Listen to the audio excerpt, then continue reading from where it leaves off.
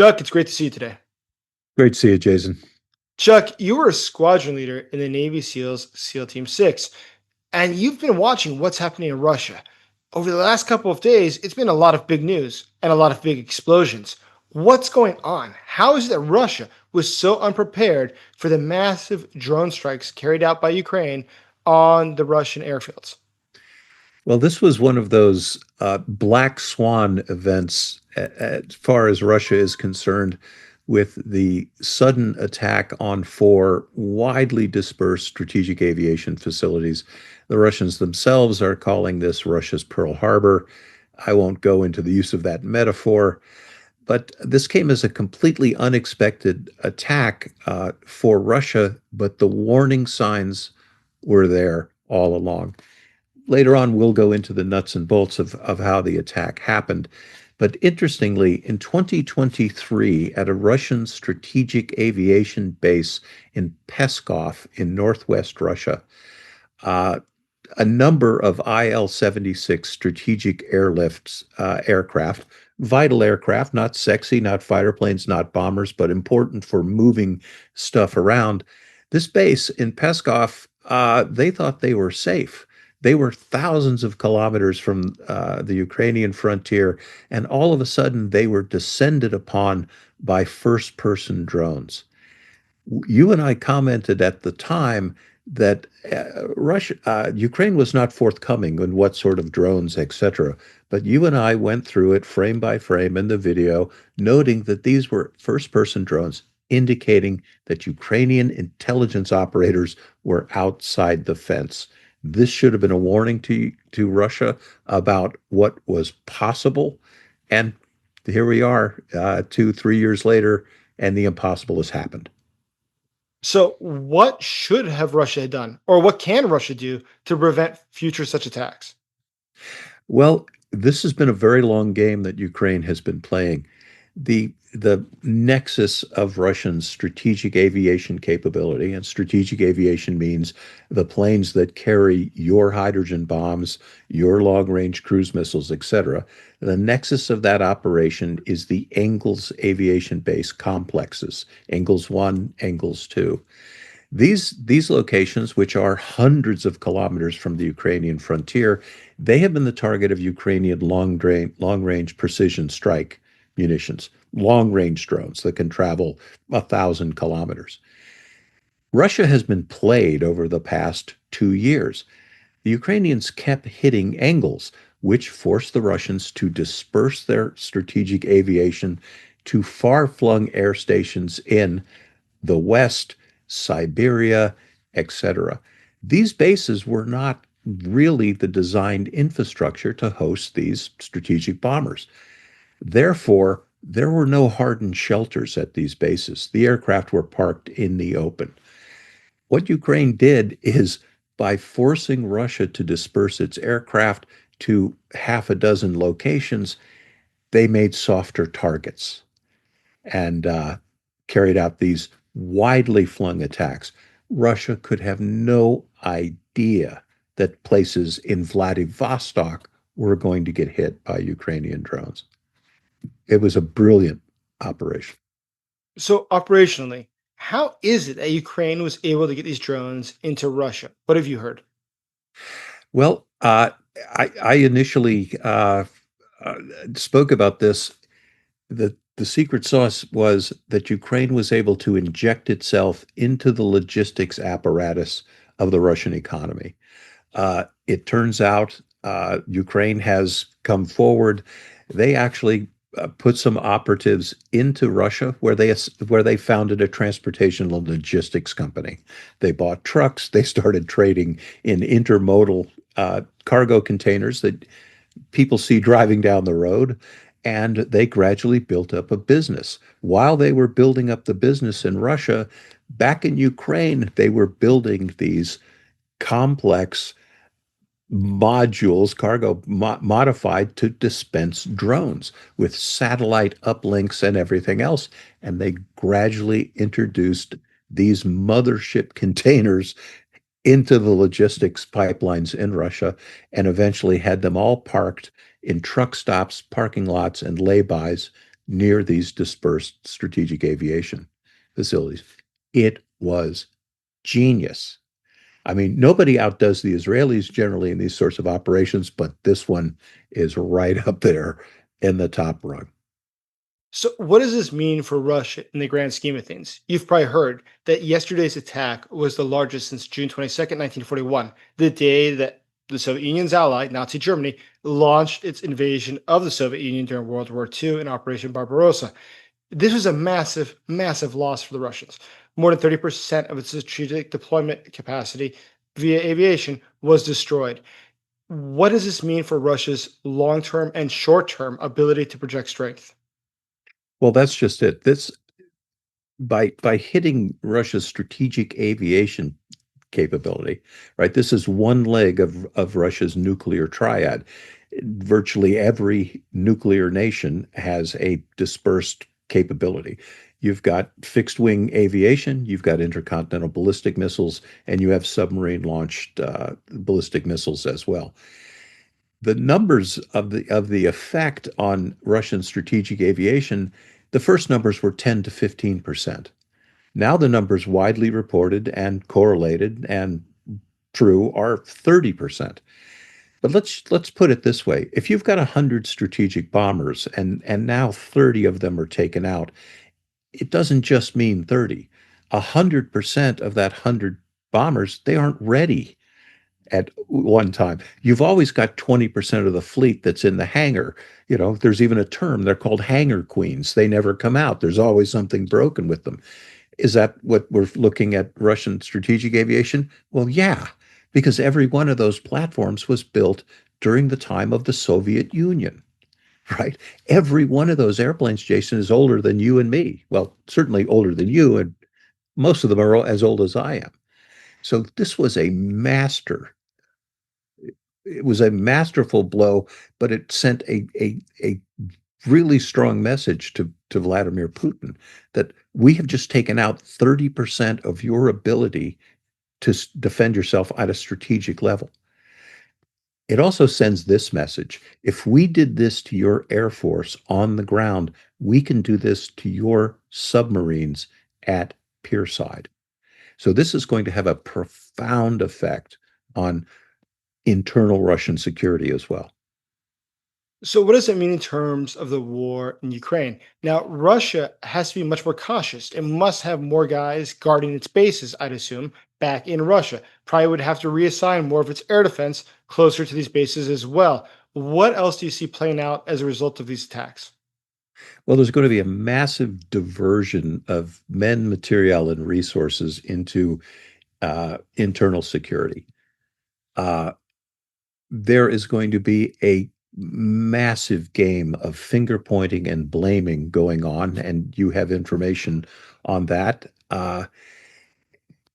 It's going to temporarily paralyze truck-borne commerce within Russia.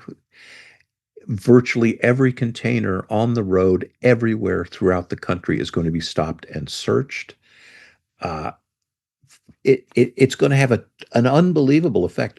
Think of the United States after 9/11. You couldn't get on an airplane. Nothing flew.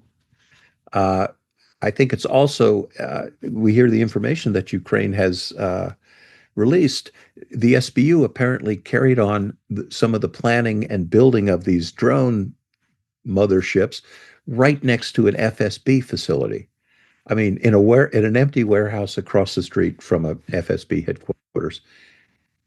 Right, listen, Russia is in flail state right now, trying to prevent further attacks and wondering when the roof of the next container is going to open up and out come a hornet's nest of drones. It's delicious. It is amazing. And the Russians look shocked. When you look at just some of the videos that come out of the Russian soldiers, they look beside themselves. They simply can't believe this is all transpired. And at the senior leadership level, we see all the scapegoating that's just going full out. We see the Russian military is blaming the Russian intelligence service, saying that they were responsible for these failures. We see that the intelligence service is arresting people, interrogating officers, interrogating everybody they can to try to figure out exactly how this all happened. Now, what effect do you think all this will have on the institution of the military itself, or its leadership, or on morale? Well, it's got to have an effect. Uh, I'm not doing anything to defend Russian Air Force commanders, but look, it was a Sunday morning in the spring. Nobody was at work. Nobody was there. The airplanes are parked out in the open. These guys considered themselves safe because they were 2,600 miles away from Ukraine. One of these bases was longer than the distance between New York and LA. You know, as we used to say, you're in the rear with the gear and the beer. Everything was okay. And these bases, every strategic platform on some of these bases was destroyed or left burning. Uh, so naturally, the Air Force is caught with their pants down. And in their defense, and I'm not defending them, what could they have done? This was a totally unperceived threat. Cargo containers modified into drone motherships with independent satellite targeting, releasing optical, wire guided drones that couldn't be jammed. And who was awake at the air defense systems at the time? And the constant attrition of Russian air defense systems. They were all guarding the Moscow parade. They were pulled off bases exactly like the ones we're talking about. But I think you know more of the dynamics between the finger pointing between the FSB and the armed forces, and it is going to have a detrimental effect on the whole security and national security apparatus of the Russians, don't you think? Absolutely the case. We've already seen, as I said, there's a lot of tension between the FSB and the Russian military. Historically, there's always been tension between even the Soviet intelligence service and the Soviet military.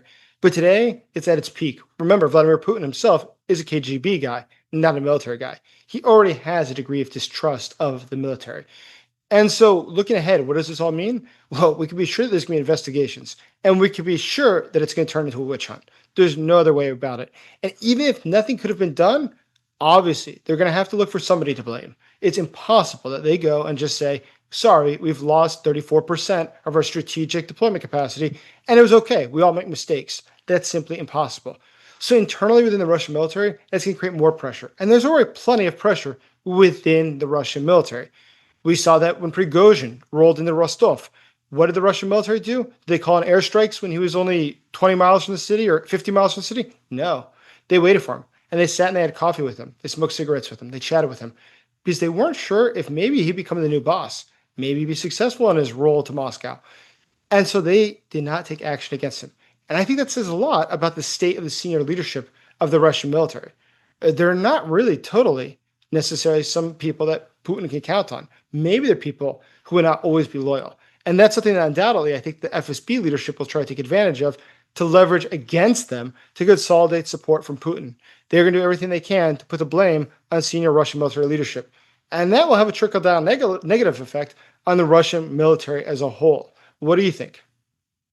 Absolutely. And that problem, which I think is exactly going to unfold, just like you said, the problem is going to be compounded by the fact that there are no Russian generals on the bench. They don't have any competent leadership at the top, mid-level, or at the bottom.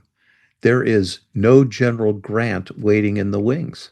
They simply don't have it. And you pointed this out when we were talking before we went on air today. This this attack happened on Przoshin's birthday. So what a delightful and wonderful piece of irony. And I'll just go back and congratulate ourselves for being so genius. But we wrote an article together called Przoshin's Gift. When after the mutiny, the outcome was Putin was forced to embrace two of the biggest military clowns who have ever lived, Shoigu and Gerasimov. He had no one else to turn to make his military wishes come true. And I think it's going to bear a lot of watching, just as you said, the interplay vis-a-vis the FSB, the KGB old stylists, and the military. And the deeper that frisson goes, it's only going to make dysfunction bloom everywhere in Russian national security affairs. So, when you look at the Russian military, where do you see failures of leadership? For instance, on the battlefield, you've seen one disaster after another, but not only specifically why they fail, but is that a sign of just poor leadership as a whole or poor training? Or why is their leadership in their military so different than, say, in NATO countries? Well, lots and lots of reasons, but one of the big ones is this. It takes about 30 years to make general.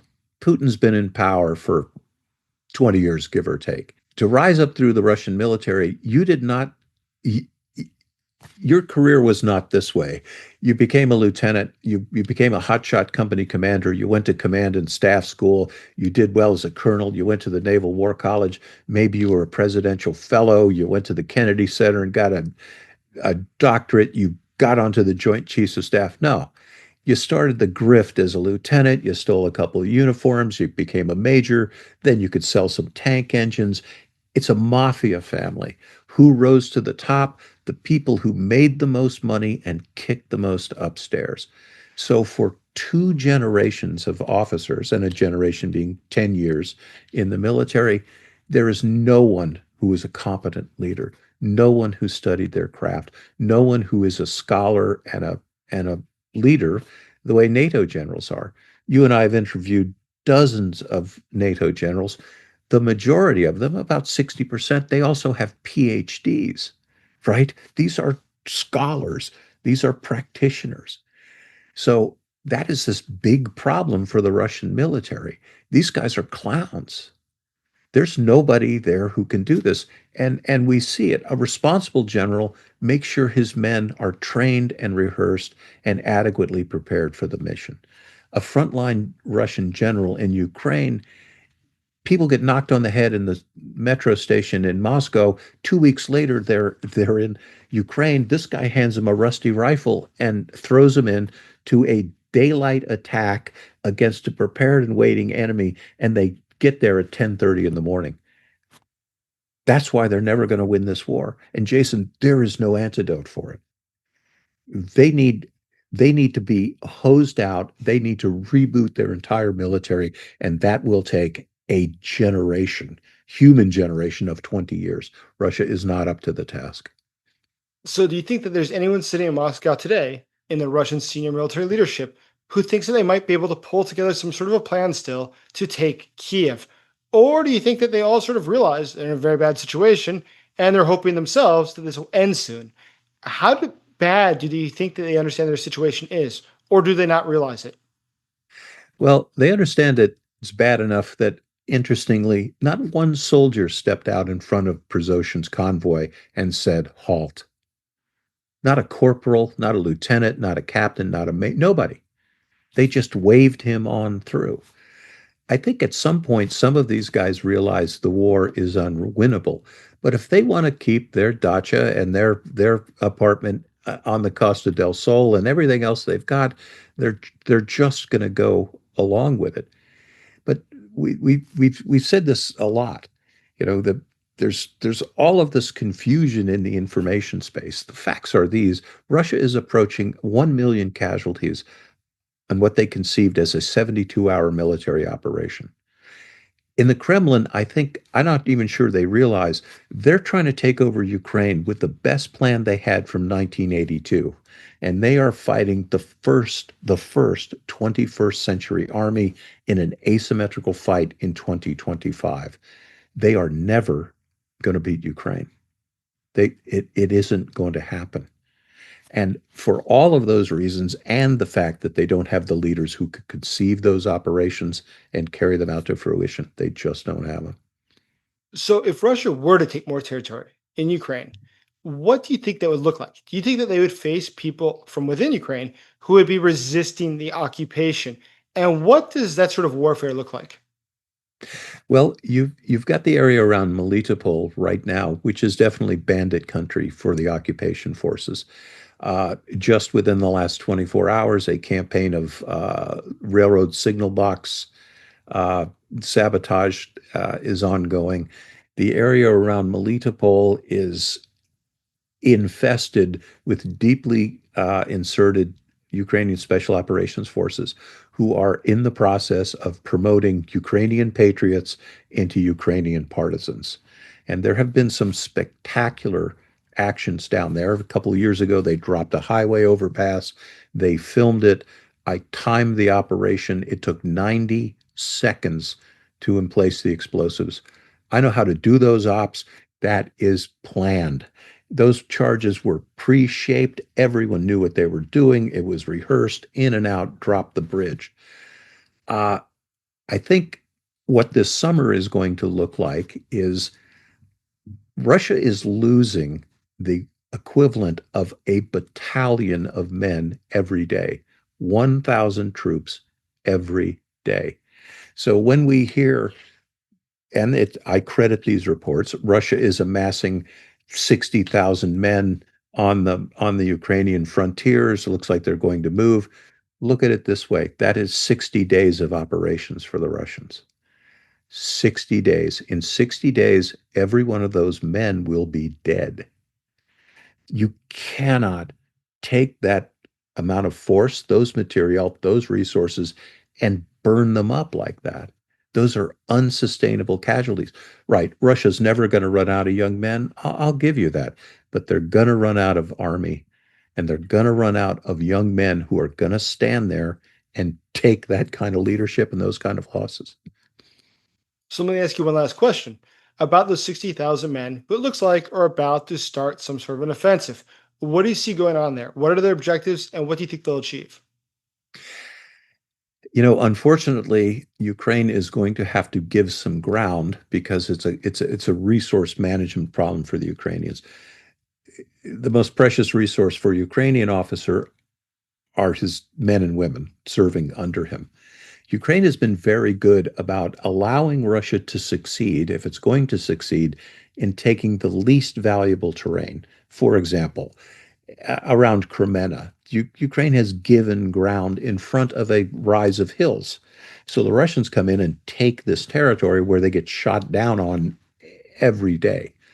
I think what we're not going to see a Russian offensive this summer. We're not going to see a massive three-pronged attack to try to close in on a city. Russia isn't capable of doing that anymore. We're going to see about 100 points of contact every day along the entire zero line from Kherson to Kharkiv, and you're going to see 1,000 Russian troops killed in these small-scale company and platoon-sized attacks. It's not going to work, Jason. It isn't going to work. And in the meantime, Ukraine is manufacturing as many as 1 million first-person drones a year, and that doesn't include their imports. Good luck, Mr. Putin. Well, it sounds like things are getting worse and worse for Russia, and that's always a good thing. Chuck, it was great talking with you today. Always a pleasure, Jason. Thank you.